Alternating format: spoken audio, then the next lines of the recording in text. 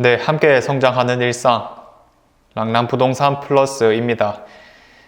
자, 최근에는 서울에서부터 다양한 이야기들이 나오고 있는데 그 중에서는 우리의 눈길을 끄는 내용들도 분명히 있었습니다. 특히 신축 아파트들에 대한 내용이 우리의 이목을 아주 사로잡는다라고 볼 수가 있을 건데 이게 단순히 서울의 내용이다, 우리랑 무슨 상관이야 라고 하기에는 너무 비슷한 부분들이 많기 때문에 오늘은 거기에 대한 이야기들을 한번 이어나가 보고자 합니다. 자, 최근에 좀 재미난 뉴스 기사를 보게 되었습니다. 개포동에 신축 아파트가 입주하는 과정에서 입주 지연이 발생하고 있다고 하는 건데 어떤 소송을 진행 중이다라고 했었거든요.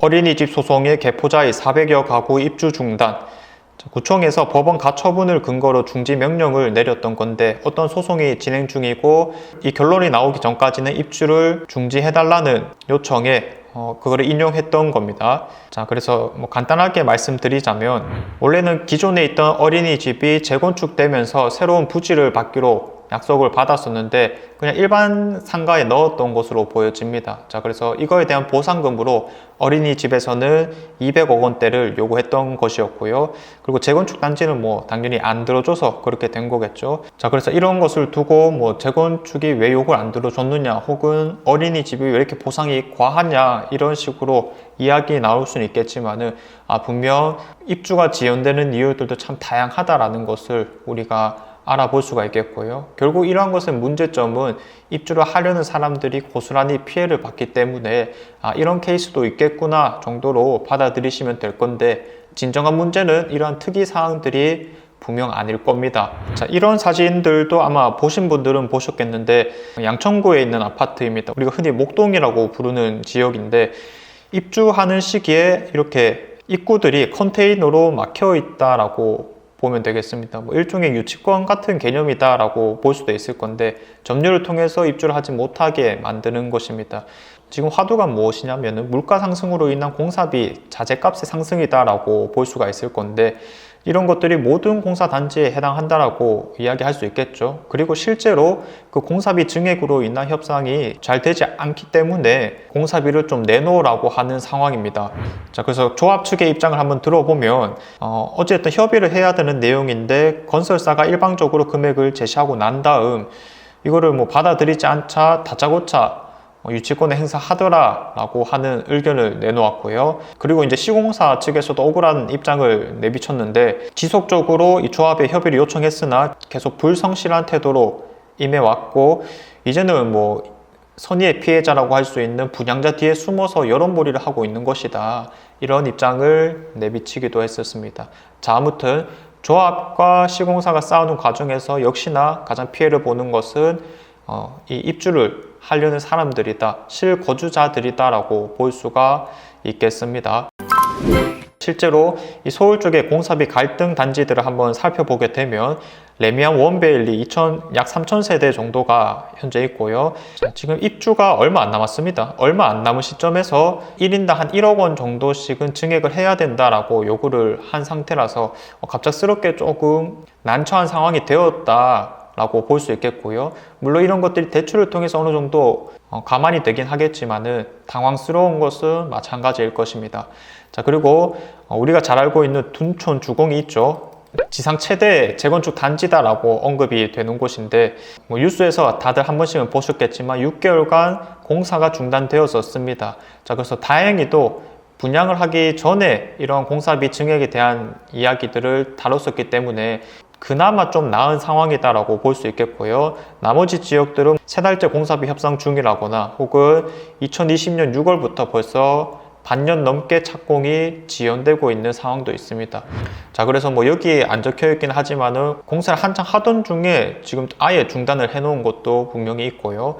이 문제가 가면 갈수록 점점 심각해지고 있는 상황이다라고 보는 건데 앞서 말씀드렸던 것처럼 단순히 이게 서울만의 이야기일 것이다 라고 보기에는 상황이 너무나도 비슷하기 때문에 우리 대구는 특히나 이 미분양이 심각하지 않습니까? 자, 그래서 이런 것들은 분명히 조심할 필요성이 있다. 자, 그런데 이런 증액분을 가지고 다투는 곳은 특징이 있는데 바로 재건축 재개발 단지다라고 하는 겁니다. 자체적으로 민간 개발을 진행해서 일반 분양자만 있는 곳이라면 그 부담은 모두 다 건설사가 책임져야 된다라고 볼 수가 있겠지만은 재건축 재개발로 인한 정비 사업으로 진행이 되었다라고 했었을 때는 그 사업을 이끌어 나가는 주체는 당연히 조합이라고 볼 수가 있겠죠. 더 추가되는 증액분에 대해서는 이 조합원들이 부담을 져야 되는 상황입니다. 자, 그래서 이 둘 간의 협상이 잘 안 되다 보니까 그때 진행했던 청약의 일반 분양자들도 지금 선의의 피해자가 될 수 있는 그런 상황이라고 보는 건데, 우리 대구 안에서도 정비 사업이 어떻게 진행되는가 한번 찾아보자라면 대구시청에 그 자료들이 다 나와 있습니다. 추진 단계를 보았을 때 우리가 조합 설립인가부터가 진정한 시작이라고 본다라면 사업 시행인가, 관리 처분 계획인가, 그리고 이주 철거를 거친 뒤 착공하고 일반 분양하고 준공까지 함으로써 끝나는 것이다 라고 보면 되는 건데, 이런 일반 분양을 했는 곳들도 분명히 위험할 수 있다라고 하는 겁니다. 왜냐? 그 사이에 공사비 같은 것들이 너무 많이 올랐기 때문에 건설사 측에서도 이런 증액을 더 요구할 가능성이 높아졌다라고 보는 겁니다. 자, 그래서 대상이 되는 위험한 곳들을 조금 더 정리를 해드리자면, 앞서 말씀드렸던 것처럼 재건축 재개발 단지들 우선은 크게는 이렇게 나눠볼 수 있겠고요.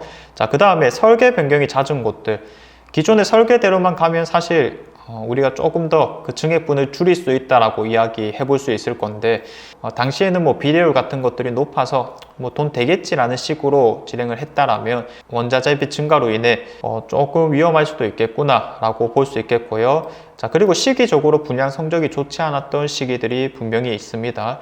자, 예를 들어서 2021년부터 거래량이 급감하기 시작했고, 그리고 그때쯤 이후 나온 곳들이 대부분 미분양이 결과로 나왔습니다. 자, 그래서 이런 미분양 단지들이 사실상 3년 정도 공사 기간을 거친다라고 하면 한 24년도쯤부터 입주한다라고 보면 되겠거든요. 자, 그래서 23년도 중하반기부터 하반기라고 할게요. 그리고 24년도 입주하는 재건축 재개발 단지들은 충분히 가능성이 0%는 분명 아니겠죠. 충분히 공사비 증액에 대한 이야기가 나올 수 있기 때문에 이런 부분들을 명확히 하는 것이 중요하겠습니다. 콕콕 집어서 조심해야 된다라고 말하기에는 또 너무 많은 숫자이다 보니까 혹시나 재건축 재개발의 조합원이신 분들은 이런 것들 대비해야 된다라고 이야기해 볼 수 있겠고요. 그 단지들이라면 일반 분양자들도 절대 안심할 수 없는 상황이 이제는 좀 만들어졌다라고 볼 수 있겠습니다. 자, 그래서 일반 분양자분들도 항상 동태를 잘 살피고 있다가 입주 기간을 너무 빠듯하게 잡지 마라라고 말씀드리고 싶어요. 보통 우리가 입주를 시작하게 되면 한 3개월 정도의 여유 기간을 주게 되는 건데, 그냥 3개월 뒤에 천천히 들어가야 되겠다라는 식으로 계획을 잡는 것이 오히려 안전하지 않을까, 그렇게 예상을 해봅니다. 자, 그래서 이런 일들이 사실 일어날 확률보다는 안 일어날 확률이 조금 더 높긴 하지만은 일어났었을 때 그 리스크가 상당히 높다라고 보여지기 때문에 대비를 해보자라는 차원에서 이 내용을 한번 준비해 보게 되었고요.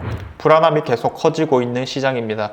자, 지난 영상에서는 미국 실리콘밸리 은행의 파산으로 인해서 우리가 가지고 있던 막연한 불안함들 한번 풀어보는 시간이 되었었는데, 우리가 이제 가장 즐거워해야 될 신축 아파트를 입주하는 그 기간에 이런 두려움들이 생긴다라면 그것만큼 낭패를 보는 일도 분명 없을 거기에 혹여나 생길 수 있는 것들을 잘 대비하시길 바라겠습니다.